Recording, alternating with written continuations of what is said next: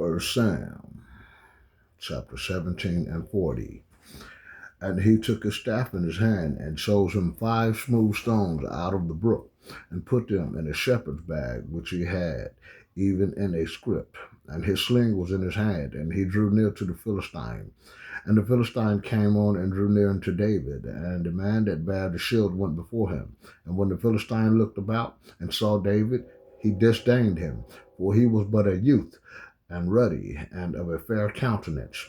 And the Philistine said unto David, Am I a dog, that thou comest to me with staves?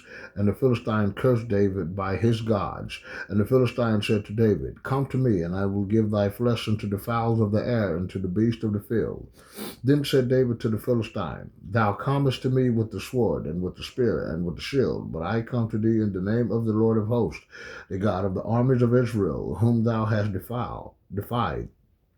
This day will the Lord deliver thee into mine hand, and I will smite thee, and take thine head from thee, and I will give thee carcass of the host of the Philistines, this day unto the fowls of the air, and to the wild beasts of the earth, that all the earth may know that there is a God in Israel. And all this assembly shall know that the Lord saveth not with sword and spear, for the battle is the Lord's, and he will give you into our hands. And it came to pass, when the Philistine arose and came and drew nigh to David, that David hastened and ran toward the army to meet the Philistine. And David put his hand in his bag, and took thence a stone, and slang it, and smote the Philistine in his forehead, that the stone sunk into his forehead, and he fell upon his face to the earth. So David prevailed over the Philistine with a sling and with a stone, and smote the Philistine, and slew him. But there was no sword in the hand of David. Therefore David ran, and stood upon the Philistine, and took his sword, and drew it out of the sheath thereof, and slew him, and cut off his head therewith. And when the Philistines saw their champion was dead, they fled. And the men of Israel and of Judah rose and shouted, and pursued the Philistines, until thou came to the valley, and to the gates of Ekron. And the wounded of the Philistines fell down by the way to Sharon, even unto Gath and unto Ekron. And the children of Israel returned from chasing after the Philistines, and they spoiled their tents. And David took the head of the Philistine and brought it to Jerusalem, but he put his armor in his tent. And when Saul saw David go forth against the Philistine, he said unto Abner, the captain of the host, Abner, whose son is this youth? And Abner said, Thy soul liveth, O king, I cannot tell. And the king said, Inquire thou whose son the stripling is. And as David returned from the slaughter of the Philistine, Abner took him and brought him before Saul with his head of the Philistine in his hand. And Saul said to him, Whose son art thou, thou young man? And David answered, I am the son of thy servant Jesse, the Bethlehemite. Chapter 18, the Love-Covenant of Jonathan and David. And it came to pass that when he had made an end of speaking unto Saul, that the soul of Jonathan was knit with the soul of David, and Jonathan loved him as his own soul. And Saul took him that day, and would let him go no more home to his father's house.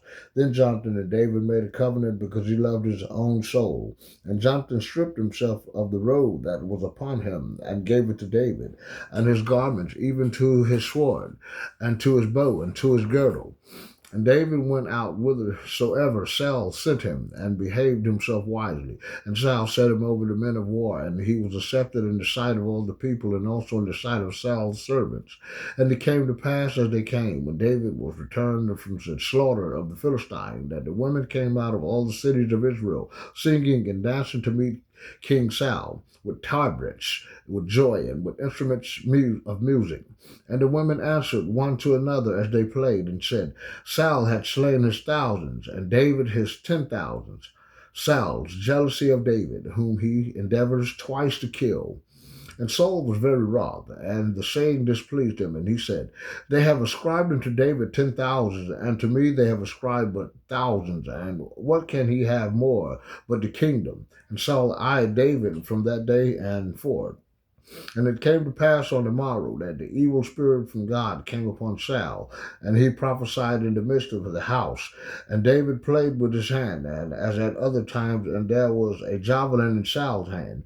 And Saul cast a javelin, for he said, I will smite David into the wall with it. And David avoided out of his presence twice.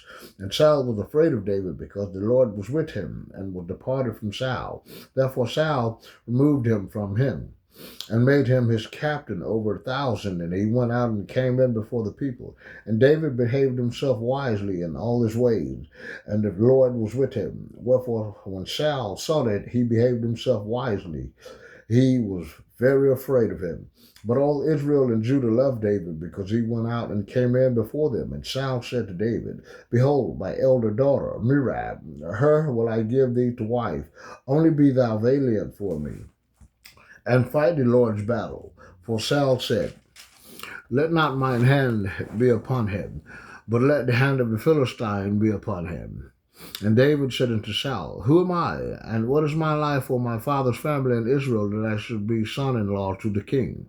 But it came to pass at the time when Merab, Saul's daughter, should be given to David, that she was given unto Adriel the Meholithite to wife. Michal, Saul's daughter, given to David.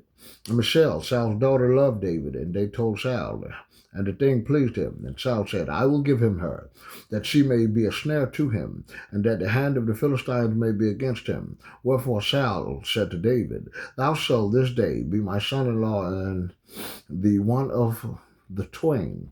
And Saul commanded his servants, saying, Commune with David secretly, and say, Behold, the king hath delight in thee, and all his servants love thee. Now therefore be the king's son-in-law. And Saul's servant spake those words in the ears of David, and David said, Seemeth it to you a little thing, a light thing to be the king's son-in-law, seeing that I am a poor man and lightly esteemed? And the servants of Saul told him, saying, On this manner spake David. And Saul said, Thus shall all say to David, The king desires not any dowry, but 100 foreskins of the Philistine to be avenged of the king's enemies. But Saul thought to make David fall by the hand of the Philistines. And when the servants told David these words, it pleased David well to be the king's son-in-law, and the days were not expired. Wherefore David arose and went, he and his men, and slew the Philistines 200 men. And David brought their foreskins, and they gave them in full tale to the king, that he might be the king's son-in-law. And Saul gave him Michal, his daughter, to wife. And Saul saw and knew that the Lord was with David, and that Michal, Saul's daughter, loved him. And Saul was yet to the more afraid of David, and Saul became David's enemy continually. Then the princes of the Philistines went forth, and it came to pass after they went forth that David behaved himself more wisely than all the servants of Saul, so that his name was much set by. Chapter 19. Saul's third attempt to kill David. David's flight. And Saul spake to Jonathan, his son, and to all the servants that they should kill David. But Jonathan, Saul's son, delighted much in David. And Jonathan told David, saying, Saul, my father seeketh to kill thee. Now therefore I pray thee, take heed to thyself until the morning, and abide in a secret place, and hide thyself. And I will go out and stand beside my father in the field where thou art. And I will commune with my father of thee, and what I see, that I will tell thee. And Jonathan spake good of David unto Saul his father, and said unto him, Let not the king sin against his servant, against David, because he hath not sinned against thee, and because his works have been to thee ward. Very good, for he did put his life in his hand, and slew the Philistine, and the Lord wrought a great salvation for all Israel. Thou sawest it, and didst rejoice. Wherefore then wilt thou sin against innocent blood, to slay David without a cause? And Saul hearkened unto the voice of Jonathan, and Saul sware, As the Lord liveth, he shall not be slain. And Jonathan called David, and Jonathan shewed him all those things. And Jonathan brought David to Saul, and he was in his presence as in times past, and there was war again. And David went out and fought with the Philistines, and slew them with a great slaughter, and they fled from him. And the evil spirit from the Lord was upon Saul, and he sat in his house with his javelin in his hand, and David played with his hand. And Saul sought to smite David, even to the wall with the javelin, but he slipped away out of Saul's presence, and he smote the javelin to the wall, and David fled and escaped that night. Saul also sent messengers into David's house to watch him and to slay him in the morning. And Michal, David's wife, told him, saying, If thou save not thy life tonight, tomorrow thou shalt be slain. So Michal let David down through a window, and he went and fled and escaped. And Michal took an image and laid it in the bed and put a pillow of goat's hair for his bolster and covered it with a cloth.